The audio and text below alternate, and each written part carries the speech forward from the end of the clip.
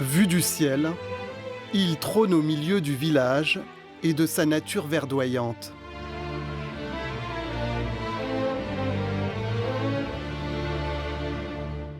Ces ruines du XIIe siècle font face à des tours du XIIIe. Le château de Mains-sur-Loire ouvre ses portes au public, l'occasion de redécouvrir ce condensé de l'histoire architecturale française.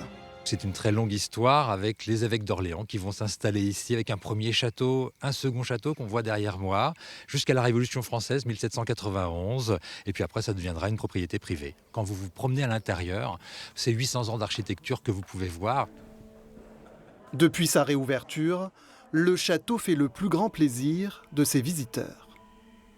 J'ai l'impression de redécouvrir la vraie vie et tout ce qui fait le sel de la vie. On a besoin un peu de ressortir et de reprendre l'air, de voir d'autres choses que notre quotidien habituel. Et puis de se plonger dans l'histoire aussi, c'est toujours agréable.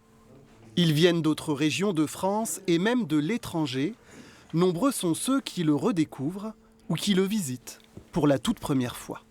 On est champenois et on est venu passer le week-end ici dans la Loire. C'est le patrimoine français, moi j'aime bien.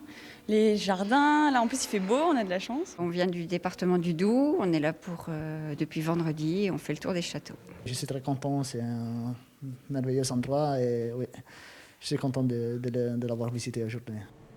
Dans ses souterrains, le château de Mains-sur-Loire a aussi sa part sombre de l'histoire. Alors les anciennes prisons sont juste là, derrière moi, c'est les entrailles du château de Mains. Et là, on imagine que François Villon, le poète, a été incarcéré. Est-ce que c'est cette prison ou pas, on n'en sait rien. Il était là en tout cas en 1461 et a priori, c'est pas un bon souvenir pour lui. À la fois mystérieux et majestueux, le château de Mains est un édifice aux multiples facettes.